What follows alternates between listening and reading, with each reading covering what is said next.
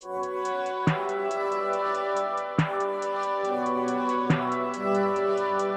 case you were wondering if this social justice movement was only going on in the church, I've got some news for you. It isn't. This is everywhere, in every possible conceivable group or community or interest. Social justice warriors are fighting their battles, and it's amazing.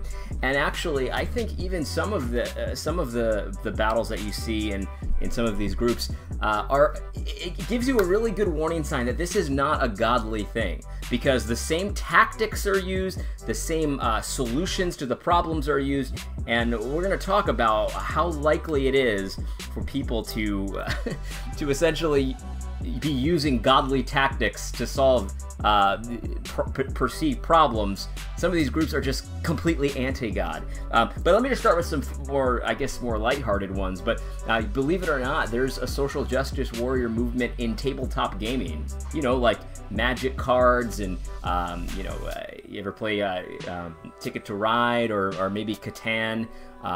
Tabletop miniatures. I do some of the miniatures things as well, war games.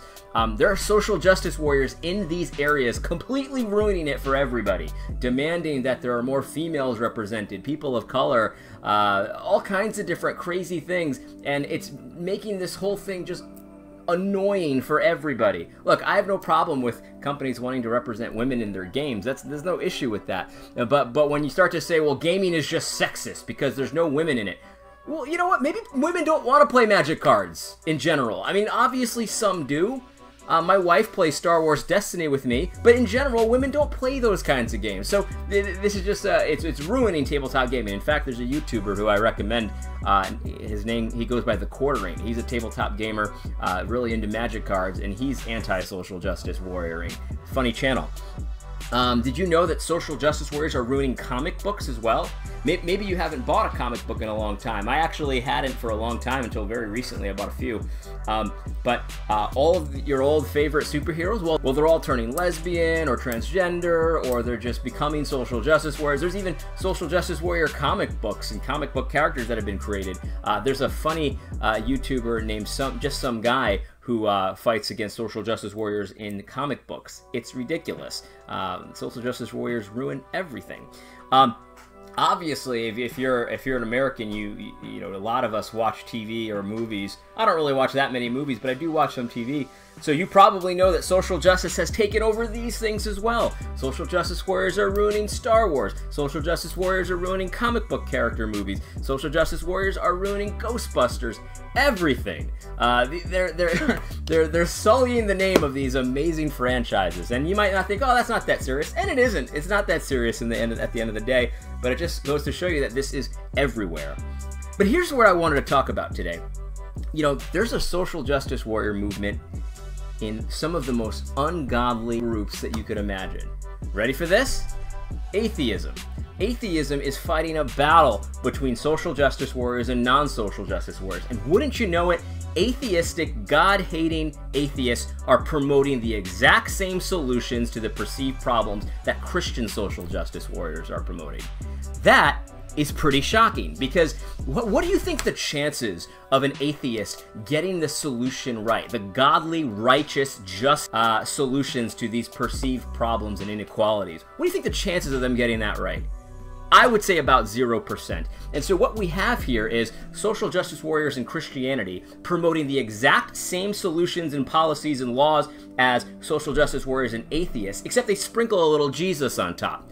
That's not how it works. Jesus has a very specific set of commands, a very specific set of laws and righteousness and justice that's completely different than what anyone else is offering. And that's the reality. So it's just funny. You see the same thing with the homosexual movement and transgenderism and things like that. Again, these people are promoting the exact same kinds of laws and things that the social justice warriors in Christianity are promoting. What do you think the chances of the homosexual movement getting that right? I'd say about 0%. Feminism, same exact thing. What do you think the chances that secular feminists are getting the solutions to all of what ails us right? 0. Liberal politicians, same exact thing. You see, this, I'm not saying this proves anything, right? Because obviously the scriptures are what gives us our cues. The scriptures tell us what to do and what a problem is and what inequality is, what injustice is and what justice is. But none of these groups use the scripture as their guide. So why do your solutions, social justice warrior Christians, sound so similar to what the atheists are putting out, and the feminists, and the homosexuals, and the liberal politicians? Why does it sound so similar? That's a question you really need to ask yourself. You need to take a good look in the mirror. Why are the atheists, the angry atheists who hate Christ and hate Christians, why are they promoting the same exact things you're doing, except they don't talk about Jesus at all? It's a good question that I think needs an answer. Anyway, you know, I was talking to some people last night, and they were talking about how the scripture we don't see Paul talking to politicians about how to rule justly, and actually I don't think that's the case. I didn't have the verse in my head when I was talking to them, but there's a story in Acts where Paul is talking to the governor Felix, and the governor Felix wants to hear about Christianity. He asks Paul about it, and at the same time he was hoping that Paul would give him a bribe to get him out of jail. But anyway, Paul talks to him about the gospel, right? And it's funny because Paul tells him about three things. Ready for this? Because none of our gospel presentations typically sound like this. Paul talks to him about three things. He talks about the coming judgment. How often in your gospel presentations is that one of your focuses? I think some of you it is, but not often. You don't hear that a lot, especially in seeker-sensitive churches. He talks about the coming judgment. He talks about self-control. How many of our gospel presentations talk about self-control? Probably not as many as they should. He talks about one other thing. The governor Felix. He talks about righteousness. And righteousness is just another word for justice. So when Paul had the opportunity to talk to Governor Felix, he talked to him about self-control, the coming judgment, and justice. And guys, Christ is central to all of those things. You know, you always hear people get frustrated when you kind of give the Sunday school answer. Well, what's the solution to this? Well, Jesus is. What's the solution to that? Well, Jesus is. Well, that's true, but Jesus has a very specific plan for this. You know, when Paul talked to Governor Felix about the coming judgment, who's coming to judge? Yeah, that'd be Christ. When Paul talks to Felix about self-control, who is our example of self-control? Well, that's Jesus Christ. When Paul talks to Felix about righteousness, when Paul talks to Felix about justice, who defines what justice is? That's Jesus Christ. And so when we talk about being gospel-centric and Christ-centric, we're talking about how Christ applies to all of these things. You know, when Jesus gives us the Great Commission, it's not just to baptize, that's part of it, but also to teach the nations that are converting to obey everything that Christ commands.